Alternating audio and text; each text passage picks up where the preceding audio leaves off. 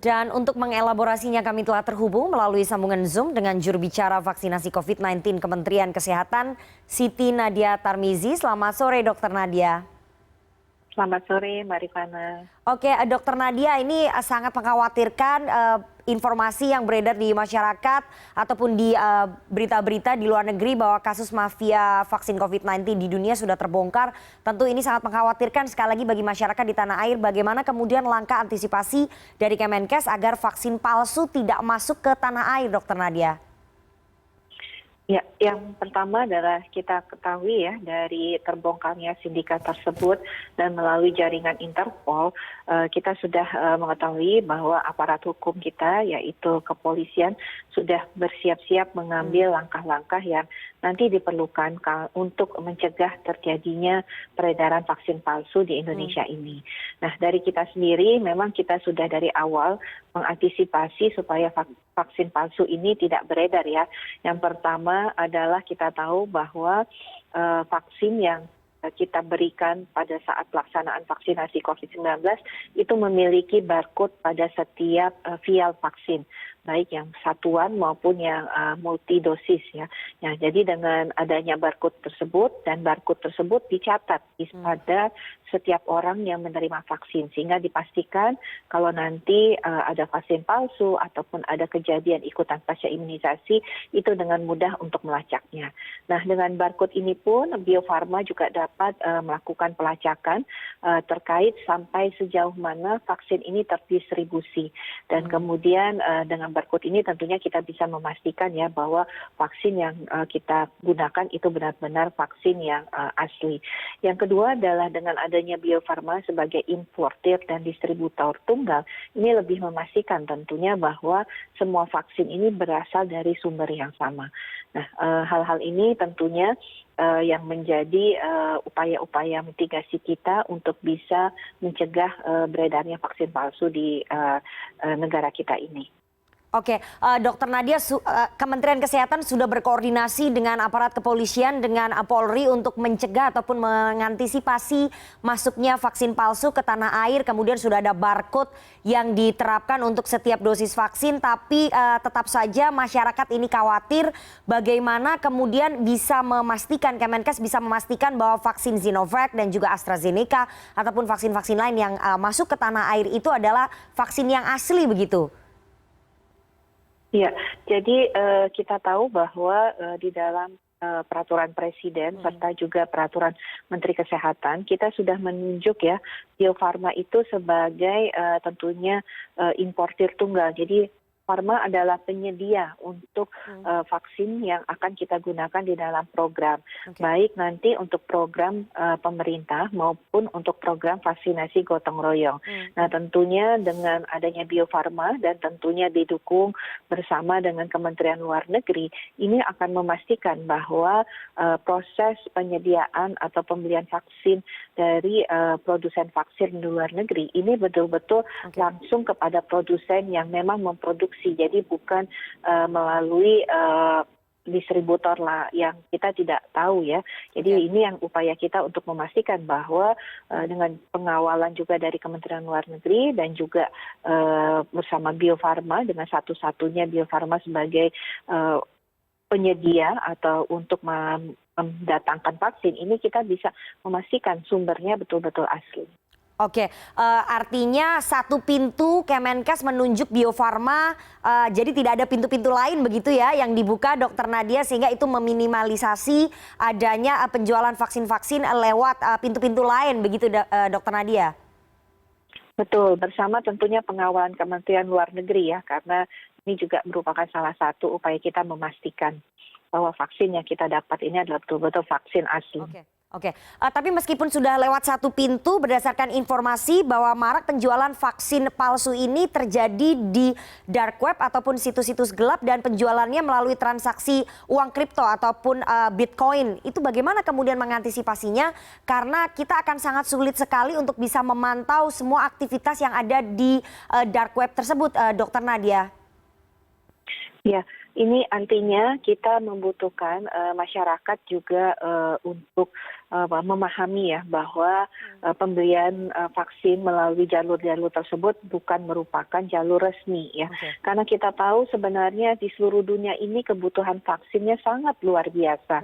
Dan ada 130 negara yang sampai saat ini di tahun 2021 belum bisa mengamankan ketersediaan vaksin untuk masyarakatnya. Nah, kita bisa bayangkan kalau kemudian ada penjualan secara online ataupun melalui website yang tidak resmi, ini patut kita pertanyakan sumber daripada vaksin ini karena vaksin yang kita butuhkan atau negara lain butuhkan itu sebenarnya sangat banyak jumlahnya dan kapasitas produksi daripada pabrik vaksin yang ada saat ini masih sangat terbatas.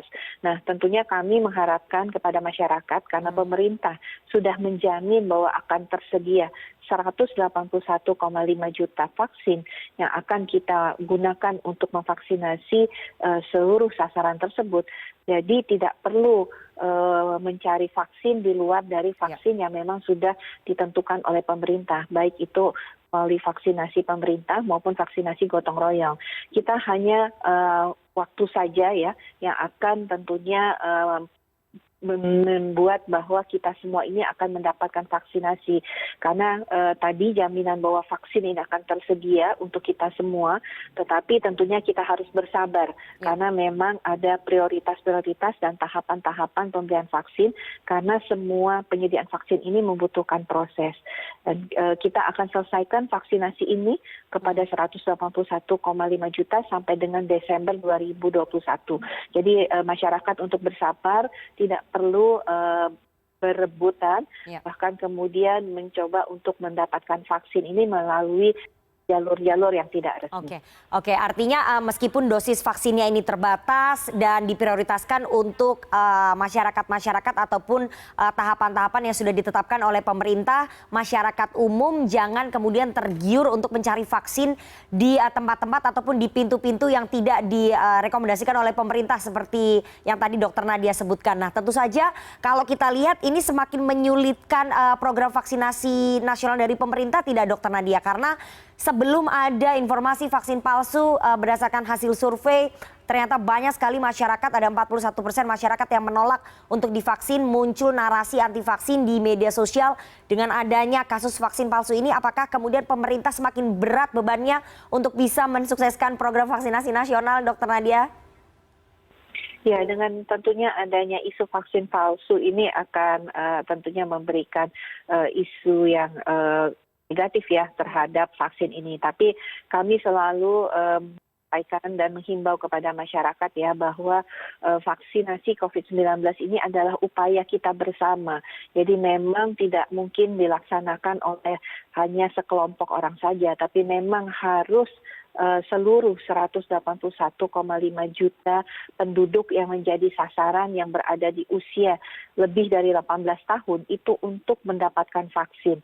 Karena dengan adanya vaksin yang diterima oleh ya di atas 18 tahun tadi, tentunya ini akan membentuk benteng kekebalan yang kita harapkan selama ini, yaitu kekebalan kelompok. Nah, dengan adanya kekebalan kelompok ini kita bisa menekan angka kesakitan dan kematian dan keluar dari pandemi.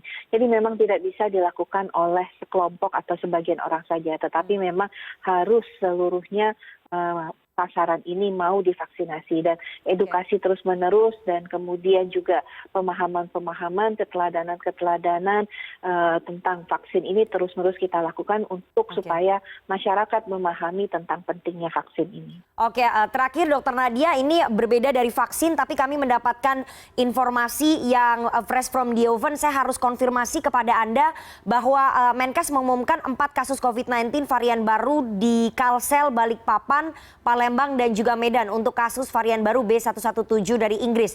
Sementara data Litbangkes menyebut ada kasus baru yang sudah masuk di Jakarta. Konfirmasi sebenarnya kasus COVID-19 varian baru yang ditemukan terakhir di mana sebetulnya Dokter Nadia?